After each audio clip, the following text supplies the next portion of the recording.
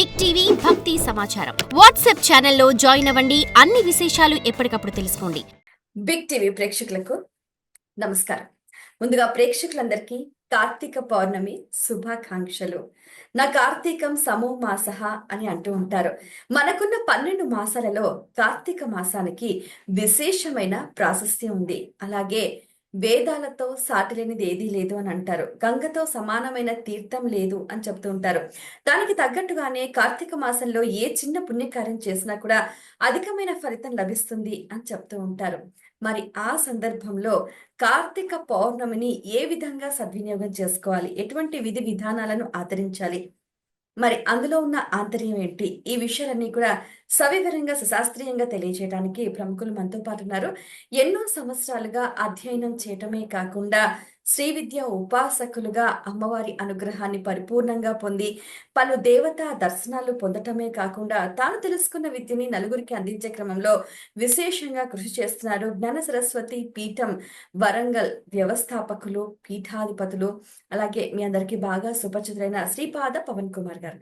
వారితో మాట్లాడి మరిన్ని విషయాలు వారి మాటలు తెలుసుకుందాం. ఈనాటి కార్యక్రమం ప్రారంభిద్దాం. నమస్కారం గురుగారు. నమస్కారం తల్లి. మీకు మరియు మీ ప్రేక్షకులందరికీ కూడా శారదా కటాక్ష సిద్ధిరస్తు. చాలా సంతోషం ఈ మాధ్యమం ద్వారా మిమ్మల్ని కలవడం మళ్ళీ.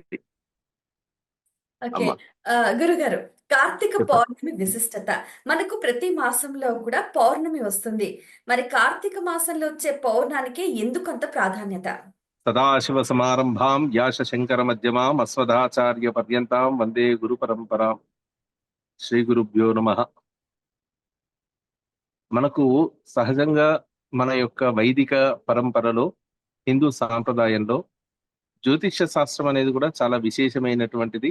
దీన్ని ఆధారంగా చేసుకునే మనకు తెలుగు నెలలు అనేటువంటివి ఏర్పడ్డాయి. ఓకే.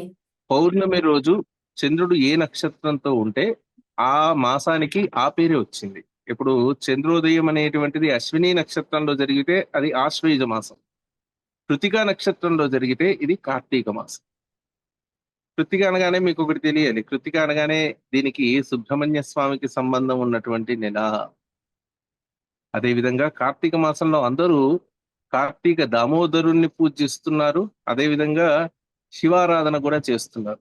కాబట్టి ఇది ఒక పరోక్షంగా చూస్తే శివకేశవ పూజ నిర్వహించబడేటువంటి ఒక విశిష్టమైనటువంటి మాసం కార్తీక మాసం. అందువల్ల దీనికి అత్యంతమైనటువంటి విశేషత మన శాస్త్రాల్లో ఇవ్వడం జరిగింది. ఈ కార్తీక మాసంలో ఎవరైతే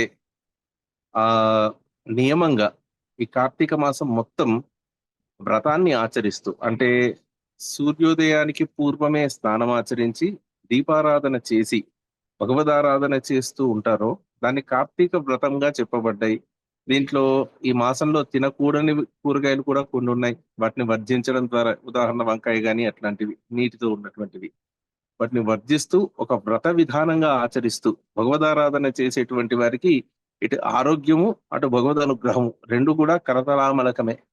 ఇది మనకు కార్తీక వ్రత కథగా అంటే ఆచరిస్తున్నటువంటి వాళ్ళు అనేక మంది హిందువులు ఉన్నారు. ప్రతి ఇంట్లోనూ ప్రతి స్త్రీ కూడా ఈ కార్తీక మాసాన్ని ప్రతి వాళ్ళు ఆచరిస్తూ ఉన్నారు.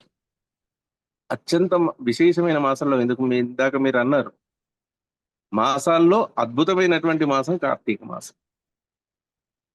అయితే ఈ మాసంలో మనం ఆచరించవలసింది ప్రధానంగా ఏది అన్నటువంటి మీమాంస వచ్చినప్పుడు నిస్సందేహంగా దీపారాధన. ఈ దీపారాధన అత్యంత వైశిష్ట్యంతో కూడుకున్నది. అంటే మిగతా ఒక్కొక్క మాసానికి ఒక్కొక్క వైశిష్ట్యం ఉంది. ఈ కార్తీక మాసంలో ప్రధానంగా దీపారాధనకి అత్యంత వైశిష్ట్యం ఇవ్వబడింది. అది మనం సహజంగా చూస్తే ఇప్పుడు కార్తీక మాసం మొత్తం మనకు దీపావళి రోజు నుంచి మొదలైనటువంటి ఈ కార్తీక మాసంలో ఈ 30 రోజులు దీపారాధన చేస్తూనే ఉంటారు. దాంట్లో ప్రధానంగా కార్తీక పౌర్ణమి రోజు విశేషంగా దీపారాధన చేస్తూ ఉంటారు. సహజంగా దీపారాధన అనగానే మనకు ఒక శ్లోకం ఆ దీపారాధనలో వస్తుంది. సాధ్యం త్రివర్తి సంయుక్తం వహ్నినా ద్యోతితం. ఆ యొక్క దీప మంత్రంలో ఒక విశేషమైనటువంటి పదప్రయోగం చేయబడింది.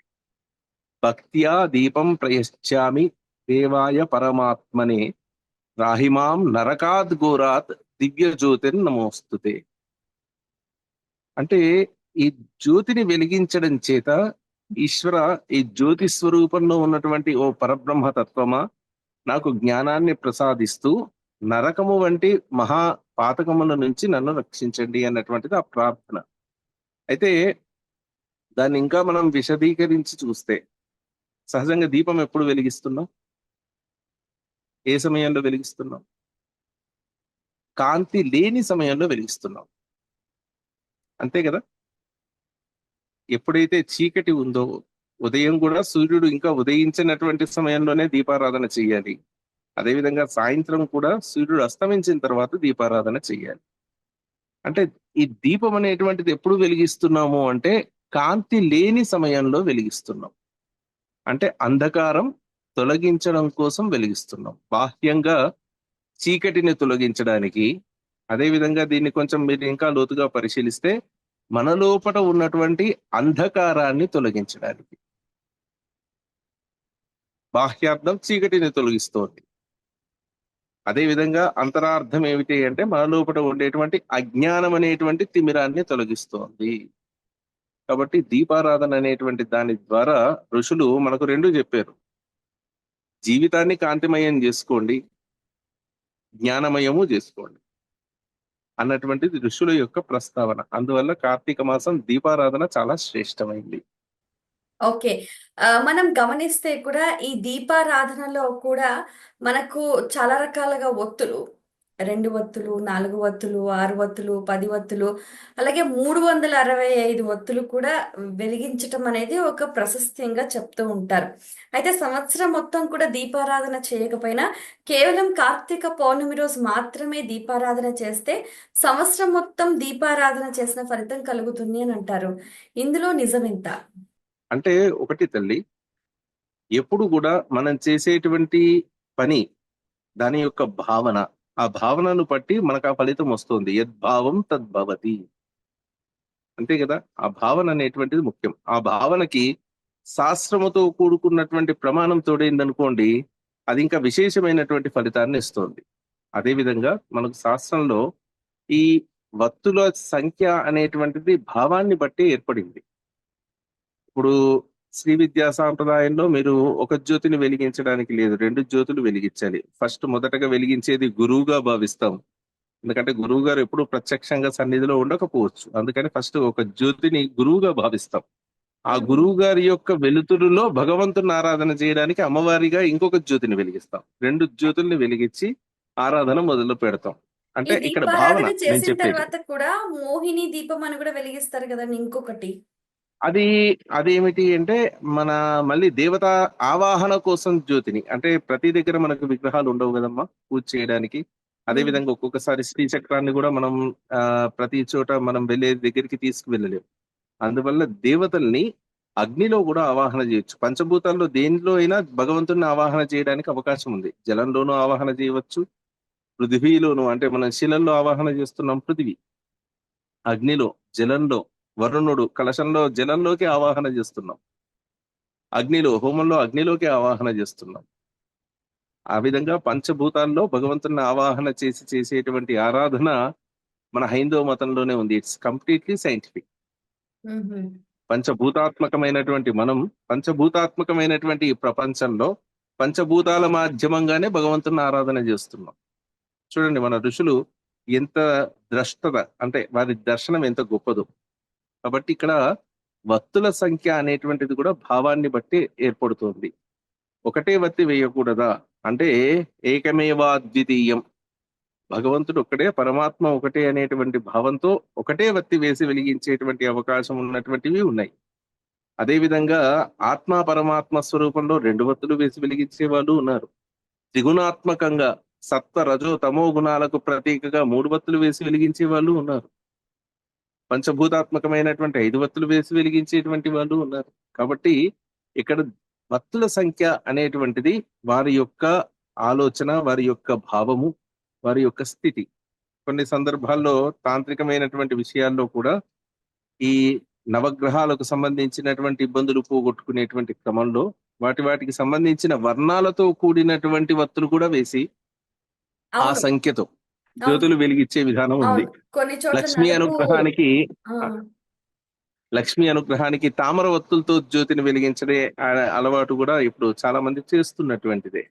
కాబట్టి వత్తుల సంఖ్య అనేటువంటిది అది వారి యొక్క అవసరాన్ని, భావాన్ని, అంటే ఈ జ్యోతి ద్వారా మన భావాన్ని భగవంతుడికి వ్యక్తీకరిస్తున్నాం. ఇప్పుడు తామర ఒత్తులతో మీరు దీపం వెలిగించడం ద్వారా భగవంతుడికి ఏం వ్యక్తీకరిస్తున్నారు? అమ్మా, లక్ష్మీ రూపంలో నన్ను అనుగ్రహించు. అంతేగా? హ్మ్. కాబట్టి ఇక్కడ భక్తుల సంఖ్య అనేది వారి యొక్క భావాన్ని బట్టి ఉంది. అయితే 365 ఒత్తుల వెనుక ఉన్నటువంటి భావన ఏమిటి అంటే మీరే చెప్పారు ఇందాక.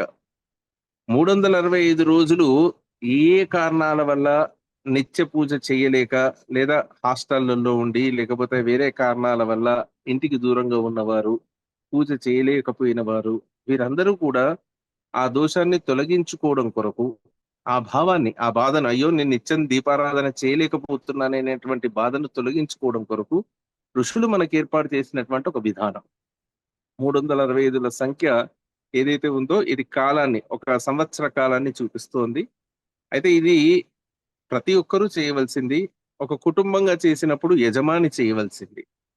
ఆ విధంగా సంకల్పించి మా ఇంట్లో ప్రయాణాల వల్ల కావచ్చు, ఇతర దోషాల వల్ల కావచ్చు, ఏదైతే దీపారాధన చేయలేక మేము ఆపినటువంటి రోజుల్లో చేసినటువంటి దోషాలు ఉన్నాయో అవి తొలగడానికి ప్రాయశ్చిత్తంగా ఈ 365 జ్యోతుల్ని వెలిగించవచ్చు. హుహు. 1,00,000 ఒత్తులు వెలిగించే వాళ్ళు కూడా ఉన్నారు. ఎందుకంటే ఒక జీవిత కాలానికి సంబంధించినటువంటి జ్యోతులన్నిటిని కూడా వెలిగించే వాళ్ళు ఉన్నారు. ఇందాక అదే చెప్తున్నాను. యద్భావం తద్భవతి. అయితే ఒక డౌట్ ఏంటంటే, ఇప్పుడు 10 రోజులకు సంబంధించి అన్నం మనం ఒకసారి తినలేము కదా! రోజు కొంచెం తింటాం కదా! మరి అన్ని ఒత్తులు ఒకటేసారి వెలిగిచ్చేస్తే ఆ ఫలితం మరి అంతే దక్కుతుందంటారా? అయితే ఇక్కడ మీరు అన్నటువంటిది ఏదైతే ఉందో 10 రోజుల అన్నం నేనొక్కడిని తినలేకపోవచ్చు. కానీ భగవంతుడికి ఆ శక్తి, ఆ పరిమితి లేదు కదా! ఇక్కడ భగవంతుడు కదా స్వీకరించేది. మీరు 1,00,000 మందికి కావాల్సిన అన్నం వండినా ఆయన 1,00,000 లోట్లతో తినేస్తాడు. హ్మ్. అర్థమైందా? అందుకే భగవంతుణ్ణి స్తుతించేటువంటి సమయంలో ఏం చెప్తారు అంటే సహస్ర శీర్ష సహస్రాక్ష సహస్రపాద. సహస్రం అంటే 1000 కాదమ్మా. అనేకం అని అర్థం. అనేకమైనటువంటి ముఖాలు, అనేకమైనటువంటి నేత్రాలు కలిగి ఈ ప్రకృతి, ఈ ప్రపంచం, ఈ సమస్తము ఆయనై ఉన్నటువంటి వాడికి మీరు ఎన్ని పెట్టినా తక్కువే. కాబట్టి అది మన విషయంలో తక్కువ. అంటే మనం 10 రోజులు భోజనం చేయలేం. కానీ 10 రోజులు కాదు. ఎంత భోజనం మనం బయటిద్దాం అనుకున్నా అది అయిపోయి ఇంకా కావాలని చూసేవాళ్ళు ఉంటారు. గురుగారు, మనం గమనిస్తే కూడా కార్తీక పౌర్ణమి రోజున పగలంతా ఉపవాసం ఉండి, సాయంత్రం దీపారాధన చేసి, అలాగే బ్రాహ్మణ సమారాధన లేకపోతే అన్నదానం అనేది తప్పనిసరిగా చెయ్యాలి అని అంటారు. ఇప్పుడు శక్తి ఉండి, సమయం ఉండి చేస్తే ఓకే. ఒకవేళ చెయ్యాలనుండి చెయ్యలేని వాళ్ళకి ప్రత్యామ్నాయ మార్గాలు ఏంటంటారు? సహజంగా చేయగలిగేటువంటి అవకాశం ఉన్న వాళ్ళందరూ దీన్ని ఆచరించడం ద్వారా భగవద్ అనుగ్రహాన్ని పొందుతారు. అయితే ఒక్క నిమిషం తల్లి, మీరు అడిగిన దానికి నేను స్ట్రైట్ గా సమాధానం ఒక మాటలో ఇవ్వడం కంటే అసలు దీని వెనుక ఎందుకు చేయాలి హ్మ్. అన్నటువంటిది ఒక ప్రధాన కారణం ఉంది. ఈ ప్రధాన కారణంలో మీరు పురాణ ఇతిహాసాలు తీసుకుంటే ఈ కార్తీక పౌర్ణమి రోజు ఈశ్వరుడు ఎవరైతే, పరమేశ్వరుడు శివుడిగా మనం అభివర్ణిస్తున్నటువంటి స్వామివారు ఎవరైతే ఉన్నారో వారు త్రిపురాసురులు అనేటువంటి రాక్షసులు ముగ్గురు ఉన్నారు. వారిని సంహరించినటువంటి రోజు. వారిని సంహరణ చేయడం చేత ఈ ప్రపంచం మొత్తం దేవతలు కూడా దీపావళి చేసుకున్నారు. అందువల్ల ఈ కాంతివంతంగా ఉన్నటువంటి ఈ రోజునే కార్తీక పౌర్ణమి అని చెప్పేసి మనం ఇవాళ సెలబ్రేట్ చేసుకుంటున్నాము, ఇవాళ నిర్వహించుకుంటున్నాము అని పురాణాల్లో చెప్పబడి ఉంది. అంటే ఈ త్రిపురాసురులు అనేటువంటి వాళ్ళు ఎవరైతే ఉన్నారో అది త్రిపురం. అంటే దీని వివరణ చాలా పెద్దది. ఎందుకంటే మీరు కేవలం కార్తీక పౌర్ణమి దీపారాధన గురించి అడిగారు. అయితే ఇది చాలా పెద్ద వివరణతో ఉంటుంది. సహజంగా చెప్తే మన లోపల ఉండేటువంటి సత్వ రజో తమో గుణాలు, ఈ మూడిటికి ప్రతీక రాక్షసులు. అదేవిధంగా అన్నిట్లోనూ త్రిపురాత్మకం ఉంది. కాలంలో తీసుకుంటే భూత భవిష్యత్ వర్తమాన కాలములు, లోకాల్లో తీసుకుంటే స్వర్గ మర్త్య పాతాళములు. ఈ విధంగా ప్రతి దాంట్లోనూ త్రిపురారములు మూడు ఉన్నాయి. ఆ మూడిటికి సంబంధించినటువంటి ఆ త్రిగుణాత్మకం, ఆ త్రిగుణాత్మకంలో ఉన్నటువంటి ఏదైతే నెగిటివిటీ ఉందో అది ఆ రాక్షసుల్ని చూపించారు ఋషులు. దాన్ని ఈశ్వరుడు సంహరించినటువంటి రోజే ఈ కార్తీక పౌర్ణమి. అంటే ఇక్కడ మనం ప్రధానంగా ఆలోచించవలసింది ఏమిటి అంటే, కార్తీక పౌర్ణమి రోజు ఒక దేవాలయంలోకి వెళ్ళి మనం అక్కడ జ్యోతులు వెలిగిస్తున్నాము. ఇప్పుడు మీరు ఇందాక అన్నట్లుగా అవకాశాన్ని బట్టి బ్రాహ్మణ భోజన సమారాధన చేయిస్తున్నాము. ఇదంతా చాలా మంచిదే, చేయవలసిందే, కర్మను ఆచరించవలసిందే. అయితే ఈ కర్మ వెనుక ఇంకొక నిగూఢమైనటువంటి రహస్యం ఏమిటి అంటే, మన అంతఃకరణాన్ని శుద్ధి చేసుకోవాలి. మన లోపల జ్ఞాన జ్యోతిని వెలిగించుకోవాలి. మన లోపల ఉండేటువంటి అన్నిట్లో ఉండేటువంటి ఈ మూడు భావాలని కూడా మనం శుద్ధి చేసుకోవాలి. మన లోపల ఉండే సత్వ రజో తమో గుణాలని కూడా శుద్ధి చేసుకోవాలి, భగవదర్పితం చేయాలి. అలా చేయడమే అసలైనటువంటి కార్తీక పౌర్ణమి. కార్తీక పౌర్ణమి రోజు ఏ విధంగా ఆకాశంలో వెన్నెల చంద్రుడు ప్రకాశిస్తున్నాడో ఆ ప్రకాశం మన హృదయంలో కూడా ఏర్పడాలి. దాని యొక్క ప్రతీకే కార్తీక పౌర్ణమి. కాబట్టి ఎటువంటి కార్తీక పౌర్ణమి కోసం ఎవరైనా సాక్షాత్తు వాళ్ళకి అవకాశం ఉంది అంటే వెళ్ళండి. 365 జ్యోతులు, ఆ వత్తులు ఉన్నటువంటి జ్యోతులు వెలిగించండి. వెలిగించి మీరు అక్కడ అవకాశాన్ని బట్టి బ్రాహ్మణ సమారాధన ఇంకా ఇంకేమైనా కార్యక్రమాలు ఉంటే వాటిలో పాల్గొనండి. చాలా విశేషం. దాంతో పాటు కాసేపు ఈశ్వరుణ్ణి మనసులో స్మరిస్తూ ధ్యానం చేయండి. అవకాశం లేనటువంటి వాళ్ళు ఉన్నటువంటి ప్రదేశంలో ధ్యానాన్ని చేస్తూ భగవంతుణ్ణి మనసులో స్మరిస్తూ, ప్రతి ఒక్కరి హృదయంలో కూడా ఈశ్వరుడు జ్యోతి రూపంలోనే ఉన్నారు.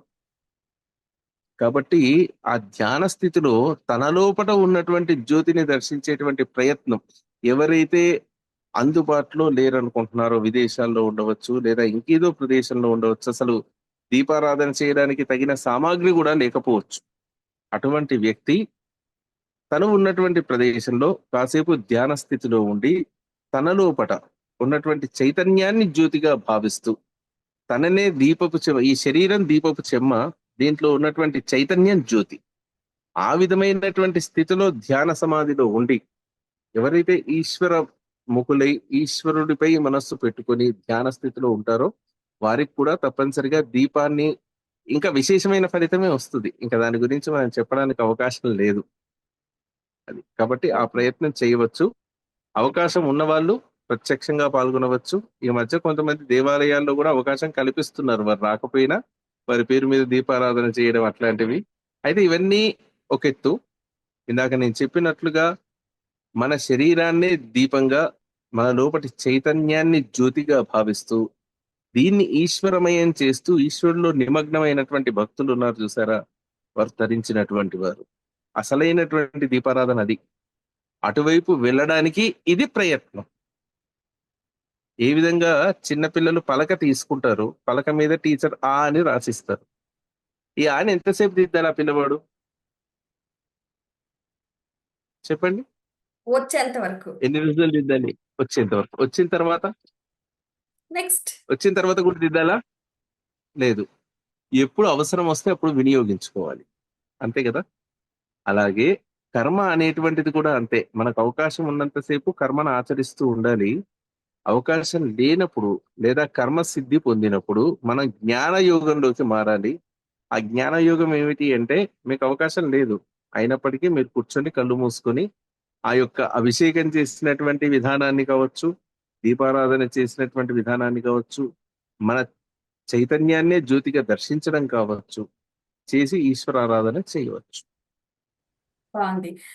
గురుగారు, ఈ కార్తీక పౌర్ణమికి సంబంధించి చాలా దేవాలయాల్లో కూడా జ్వాలా తోరణం అని కూడా ఏర్పాటు చేస్తూ ఉంటారు. దాని కింద నుంచి వెళ్తే కూడా జన్మరాహిత్యం కలుగుతుంది అంటారు. మరి దాని వెనకాల ఉన్న అంతర్యం? అదే అమ్మా, ఇందాక నేను చెప్పాను కదా, ఇక్కడ ఏమిటి, భక్త్యా దీపం ప్రయశ్చామి దేవాయ పరమాత్మనే త్రాహిమాం నరకాద్ ఘోరాత్ దివ్య జ్యోతిర్ నమోస్తుతే. అయితే ఇక్కడ జ్వాలాతోరణంలో ఇంకో వైశిష్ట్యం ఏముంది అంటే, ఇది సాక్షాత్తు యమద్వారంగా చెప్తారు. దాని నుంచి వెళ్ళడం ద్వారా నరకముని సాక్షాత్తుగా తప్పించుకోవచ్చు. అంటే ఇంకా నరక ద్వార ప్రవేశం అయిపోయింది కాబట్టి ఇంకా ప్రధానమైన నరక ద్వారం ఇంకా వీడు చూడవలసిన అవసరం లేదు. ఎందుకంటే జ్వాలాతోరణంలో ఇవాళ మనం చాలా సెక్యూర్ గా జ్వాలాతోరణం చేస్తున్నాం, కానీ పూర్వం ఎలా ఉండేదంటే ఆ జ్వాలలు ఇలా పడుతూ ఉండేవి, ఆ పడుతున్నటువంటి వాటి కిందికి నుంచే వెళ్ళిపోయేది. అవును. ఆ రెల్లుగడ్డితో వాళ్ళు అది ఏర్పాటు చేసినటువంటి దాంట్లో అది కొంచెం భయోత్పాతం కలిగించేదే. కానీ దాని నుంచి వీళ్ళు వెళ్ళేటువంటి క్రమంలో ఆ వేడి ఏదైతే భరిస్తున్నారో, ఆ భయాన్ని ఏదైతే దాటుతున్నారో, ఇవి రెండు నరకం కలిగించేది ఏమిటి? నరకంలో మనుషులు పొందేటువంటిది ఏమిటి? భయం పొందుతారు, బాధల్ని పొందుతారు. ఆ భయము, బాధ రెండు ఇక్కడ వీడు ఈ జ్వాలాతోరణం దాటేటువంటి క్రమంలో పోతుంది. కాబట్టి ఈశ్వరుడు ఏం చేస్తున్నాడు అంటే సూక్ష్మంలో మోక్షాన్ని ఇచ్చేస్తున్నాడు. ఈ జ్వాలాతోరణాన్ని దాటడం చేత నువ్వు భవిష్యత్తులో తెలిసి తెలియక ఇప్పటి వరకు, అంటే తత్క్షణ పర్యంతం ఆ జ్వాలా తోరణం దాటేంత వరకు ఈ వ్యక్తి తెలిసి గాని తెలియక గాని తన జన్మంలో చేసుకున్నటువంటి దోషాల చేత ఏదైతే నరక ద్వార ప్రవేశం అనేటువంటి దాన్ని ఉందో అది దాటగలుగుతాడు. ఎప్పుడు? ఈశ్వరుడిపై నమ్మకంతో దాంట్లోంచి వెళ్ళినప్పుడు. అంతేగాని నరకాన్ని దాటాలి అనేటువంటి భావంతో పోతే కాదు. ఈశ్వరుడిపై నమ్మకంతో దాంట్లోంచి ఎవరైతే ఆ జ్వాలా తోరణం దాటుతారో ఈశ్వరుడితో పాటుగా వారికి అనుగ్రహం వస్తుంది అని శాస్త్రాల్లో చెప్పబడి ఉంది. కాబట్టి ఇక్కడ ఈశ్వర పాదాల మీద భక్తి అనేటువంటిది చాలా ప్రాధాన్యం. గురుగారు, కార్తీక పౌర్ణమి రోజున దీపదానం కూడా తప్పనిసరిగా చేస్తే జ్ఞాన వృద్ధి కలుగుతుంది అని అంటూ ఉంటారు. అది ఎలాగండి? అసతోమా సద్గమయ, తమసోమా జ్యోతిర్గమయ, మృత్యోర్మ అమృతంగమయ. ఇవి మూడు సోపానాలుగా చెప్పబడ్డాయి. అంటే ఒక ఆత్మ తరించడానికి ఈ మూడు ఆచరిస్తే చాలు. అసత్యమైన ప్రపంచంలో సత్యమైనది ఏమిటి తెలుసుకోవడమే అసతోమ సద్గమయ. అసత్యమైనటువంటి దాని వైపు నడవడం. అసత్ ఓమ సద్గమయ, అసత్యమైన ప్రపంచంలో సత్యమైన వైపు నడవడం. తమసోమ జ్యోతిర్గమయ, మన లోపల ఉన్నటువంటి అజ్ఞానాన్ని తొలగించుకొని జ్ఞానం అనేటువంటి జ్యోతిని వెలిగించుకోవడం. ఈ విధంగా చేసినప్పుడు మృత్యోర్మ అమృతంగమయ, మృత్యు అనేటువంటిది అమృతత్వాన్ని కలిగిస్తోంది ఆ వ్యక్తికి అనేటువంటిది మూడు సోపానాల గురించి చెప్పుకున్నాం కదా. దీంట్లో రెండవది ఏదైతే ఉందో జ్ఞానం అనేటువంటి దాన్ని ఎప్పుడు కూడా ఒక దగ్గర ఆపకూడదండి. జ్ఞానం ప్రవహిస్తూ ఉండాలి. జ్ఞానం అనేది ప్రవహిస్తూ ఉండాలి. నీళ్ళు అనేవి కూడా ప్రవహిస్తూ ఉండాలి. ఒక దగ్గర ఆగితే ఏమవుతాయి? అలానే జ్ఞానం అనేది కూడా ఒక దగ్గర ఆగిపోకూడదు. జ్ఞానం అనేది ఒక తరం నుంచి ఒకరికి, ఒకరి ద్వారా ఇంకొకరికి అనేటువంటిది ప్రవహిస్తూ ఉండాలి అనేటువంటిది ఇక్కడ పరోక్షంగా ఋషులు చెప్తున్నారు దీపదానం చేయించడం ద్వారా.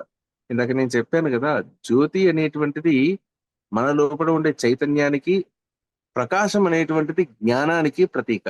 జ్యోతి అంటే మనం కేవలం దాన్ని ఏదో దీపంలాగా చీకటి నుంచి బాధను తొలగించుకునేటువంటి ఒక ఉపకరణం లాగా చూడకూడదు. భగవత్ సన్నిధిలో వెలిగించేటువంటి జ్యోతి కానివ్వండి, ఎక్కడైనా కానివ్వండి, ఇది మన లోపల ఉన్నటువంటి తమస్సుని, మన లోపల ఉన్నటువంటి అజ్ఞానాన్ని తొలగించేది. కాబట్టి ఈ జ్యోతుల్ని మనం ఎప్పుడైతే ఇస్తున్నామో, పెద్దవారికి, మనకంటే పెద్దవారు విద్యావంతులు అయినటువంటి పండితులకు ఇవ్వడం ద్వారా ఏమిటి అంటే మన జ్ఞానాన్ని వారికి సమర్పించి, అయ్యా నన్ను ఇంకా జ్ఞానవంతుణ్ణి చేయండి అనేటువంటి ఒక భావన దాంట్లో ఉంది. ఆ భావనతో దీపారాధన చేయాలి. ఇక్కడ దీపాలు ఇస్తూ మనం కోరుకోవాల్సింది కూడా అదే.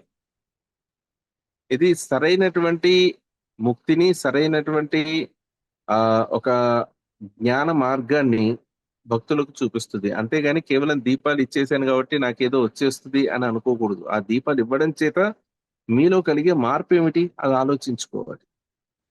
ఈ ఒక్కసారి దీపం వెలిగించేసి దీపదానం చేస్తే ముందున్న పాపాలన్నీ పోతాయంటారా? ఫ్రెష్ అకౌంట్ ఓపెన్ అవుతుందంటారా? ఆ భావనే వద్దని నేను చెప్తున్నాను. ఏం చెప్తున్నాను అంటే ఆ ఈశ్వరుడు ఏర్పాటు చేసిన ఈ ప్రపంచంలో ఏదైనా ఈశ్వరుడికి మార్చేటువంటి అధికారం ఉందమ్మా. మనం నిస్సందేహంగా ఆ విషయంలో దాన్ని ప్రశ్నించడానికి లేదు.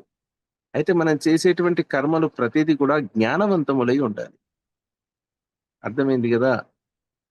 కేవలం అవిశ్వాసంతో, మూఢనమ్మకంగా కూడా వెళ్ళకూడదు. దీపదానం ఎందుకు ఇస్తున్నాము అంటే ఈ జ్యోతులు మన లోపల ఉండేటువంటి జ్ఞానానికి ప్రతీకలు. ఇది మనకంటే పెద్దవారికి ఇవ్వడం ద్వారా మనం వారి దగ్గర నుంచి ఆశించేది ఏమిటి అంటే మనల్ని ఇంకా జ్ఞానవంతులుగా చేయడానికి ఈ జ్యోతిని మనం ఆ భగవద్ సమర్పణ చేయడం ద్వారా భగవంతుడికి కూడా మనం దీపాన్ని వెలిగించడంలో ఆంతర్యం ఏమిటండి అంటే అదే కదా. మన ఆత్మను భగవంతుడికి సమర్పణ చేస్తున్నాము, మన చైతన్యాన్ని భగవదర్పణం చేస్తున్నాము. ఇది దాంట్లో అర్థం. అసలు దీపారాధన ఎందుకు చేస్తున్నాం దేవుడి దగ్గర అంటే దాని యొక్క అర్థం ఇది. కాబట్టి ఒక పండితుడి దగ్గర కూడా మనం ఇస్తున్నప్పుడు అదే భావాన్ని పొందాలి. ఆ ఓకే భావంతో ఎవరైతే దీపారాధన చేస్తున్నారో వారికి సంపూర్ణమైనటువంటి జ్ఞాన వృద్ధి కలుగుతుంది. గురుగారు. కార్తీక పౌర్ణమి ఆ చంద్రుడికున్న 16 కళలు, ఆ వెలుగును, మరి ఆ శక్తిని మనం మన శరీరంలోకి తీసుకోవాలి అని అంటే సాధన ఎలా చేయాలంటారు?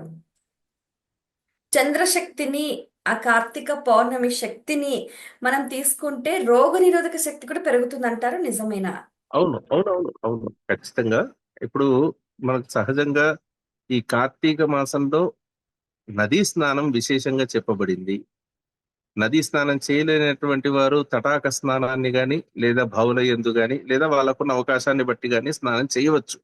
ఎక్కడ స్నానం చేసినా జలములో గంగను ఆవాహన చేసుకొని చేయాలి అని చెప్పేసి మన శాస్త్రంలో ఋషులు చెప్పారు.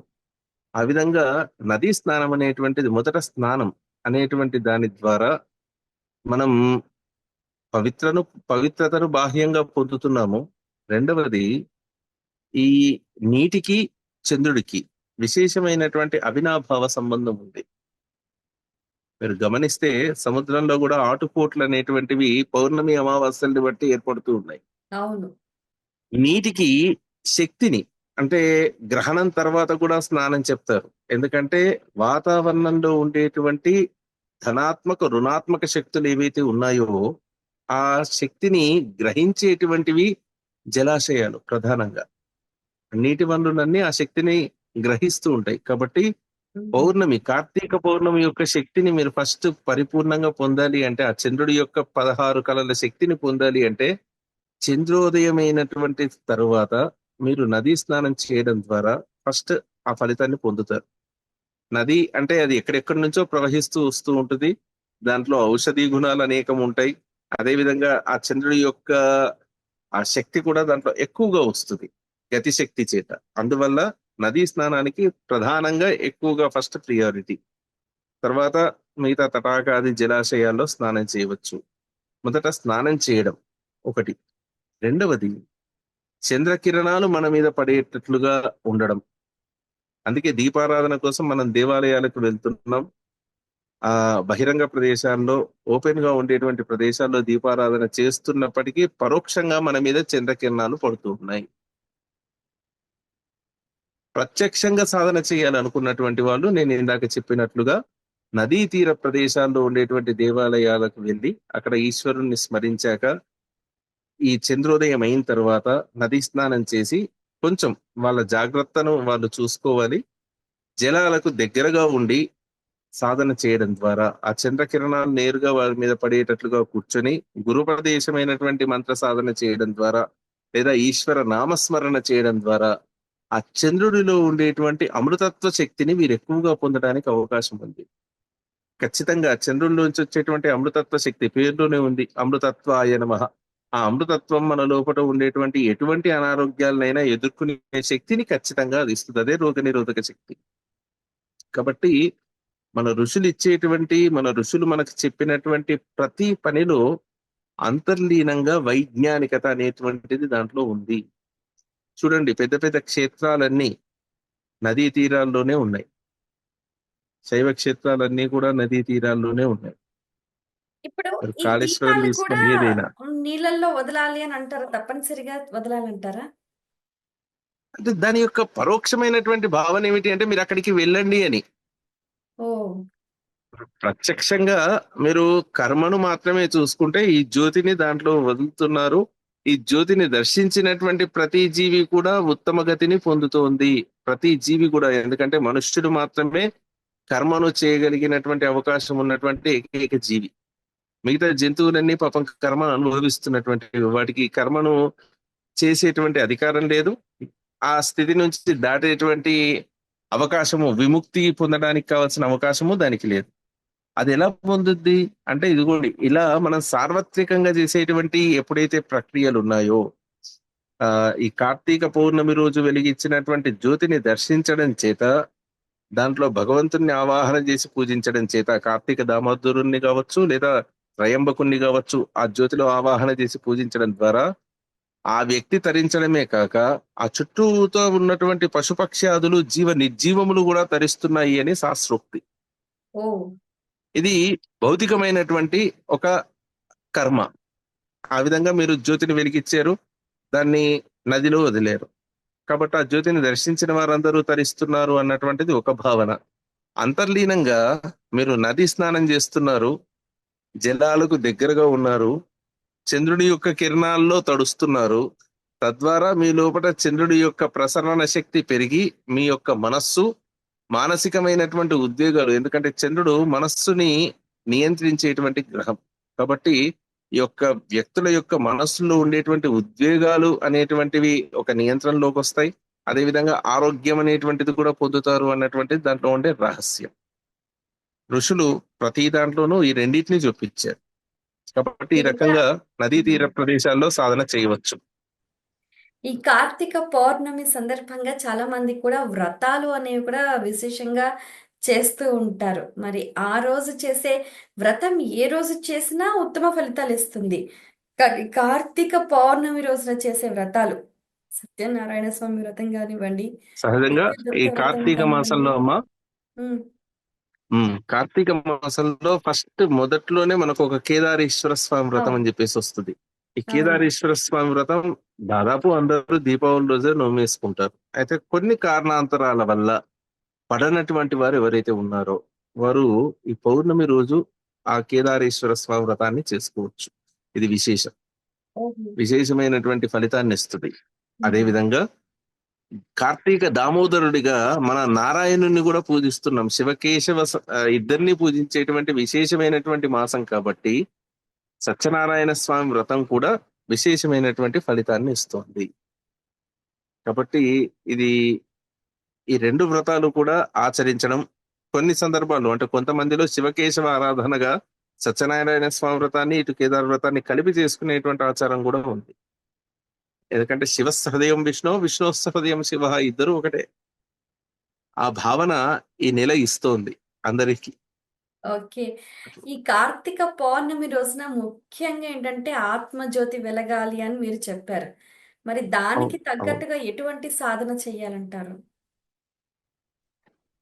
ఆ గురుపదేశమైనటువంటి సాధనే చెయ్యాలి. అయితే వారు ఏదైతే మంత్రాన్ని తీసుకున్నారో ఆ మంత్రదేవతను చంద్రుడి యందు దర్శిస్తూ, ఆ చంద్రుడిలోనే ఆ మంత్రదేవతను దర్శిస్తూ చంద్రుడిని చూస్తూ చేసేటువంటి సాధన వారికి పరిపూర్ణతని ఇస్తుంది. అమ్మా? ఓకే. ఈ కార్తీక ఇందాక నేను పౌర్ణమి చెప్పాను రోజున దీక్ష చివరిగా సాధన నియమాలు చెప్పాను. ఉమ్, అది జలాలకు దగ్గరగా కాస్త జాగ్రత్త చూసుకోవాలి. జాగ్రత్త చూసుకొని జలాలకు దగ్గరగా నదీ స్నానం చేసి ఒడ్డున కూర్చొని చంద్రుడి యందు మనస్సుని లగ్నం చేసి ఇష్టదేవతను ఆ చంద్రుడి యందు దర్శిస్తూ సాధన చేయవచ్చు. అది ఖచ్చితంగా చాలా విశేషమైనటువంటి ఫలితాన్ని ఇస్తుంది. అది పుణ్యక్షేత్రాలు అయితే ఆధ్యాత్మికత అక్కడ పరిడవిల్లుతుంది కాబట్టి వీరి మనస్సు కూడా తొందరగా లయమయ్యేటువంటి అవకాశం ఉంది. చివరిగా కార్తీక పౌర్ణమి రోజున ఎటువంటి విధి విధానాలు ఆచరించాలి మా ప్రేక్షకులకు మీ మాటల్లో? సూర్యోదయానికంటే ముందే స్నానం ఆచరించి దీపారాధన చేయడం ద్వారా, తులసిని ఆరాధన చేయడం ద్వారా, అదే విధంగా అవకాశాన్ని బట్టి, ఆరోగ్య సూత్రాలని బట్టి సాయంత్రం వరకు ఉపవాసం ఉండగలిగే వారంతా కూడా ఉపవాసం ఉండడం ద్వారా, సాయంత్రం మళ్ళీ చంద్రోదయం అయిన తర్వాత ఇందాక నేను చెప్పినట్లుగా చంద్రుని యందు, ఇందాక మీరు అడిగారు ఒక ప్రశ్న, వ్రతాలన్నీ కూడా సాయంకాలం ప్రదోష సమయంలోనే చేయమని చెప్పేసి శాస్త్రాల్లో ఉంది. ఆ చంద్రోదయ సమయంలో మనం భగవదారాధన చేసి మన ఇష్టదైవాన్ని ఆ చంద్రుడి యందు దర్శించి కాసేపు స్మరణ చేసి, గృహస్థులు ఇప్పుడు సాధన చేసేటువంటి వారిలాగా నిరంతరం ఎక్కువ సమయం సాధనలో ఉండే అవకాశం గృహస్థుడికి ఉండకపోవచ్చు. కాబట్టి వ్రతాన్ని ఆచరించి ఇష్టదేవతారాధన చేసి చంద్రుని యందు దేవతను, ఏ విధంగా అయితే పౌర్ణమికి మనం పాలల్లో అమ్మవారిని చూస్తున్నామో అదే విధంగా ఆ రోజు చంద్రుడిలో ఇష్టదేవతను కార్తీక దామోదరుణ్ణి పరమేశ్వరుణ్ణి స్మరించి దీపారాధన చేసి తరువాత బ్రాహ్మణ భోజన సమారాధన కానీ బంధుమిత్రులతో కానీ భగవత్ ప్రసాదంగా ప్రసాదాన్ని తీసుకోవడం ద్వారా తప్పకుండా భగవద్ అనుగ్రహాన్ని అందరూ పొందుతారు. ఈ విధంగా సూక్ష్మంగా ఆచరించవచ్చు. అమ్మా, చాలా సంతోషం అండి. మీ అమూల్యమైన సమయాన్ని కేటాయించి ఎన్నో విషయాలు వివరంగా మా అందరికీ కూడా తెలియజేసినందుకు ధన్యవాదాలు. చాలా సంతోషం. మీకు, మీ యొక్క ఈ టీవీ పరివారానికి, వీక్షిస్తున్నటువంటి భక్తులకు అందరికీ కూడా ఆ కార్తీక దామోదరుడి యొక్క పరమేశ్వరుడి యొక్క పరిపూర్ణ అనుగ్రహం కలగాలి. అందరికీ కార్తీక పౌర్ణమి శుభాకాంక్షలు. నమస్కారం అండి. నమస్కారం. స్వస్తి. For more videos like this, subscribe Big TV channel.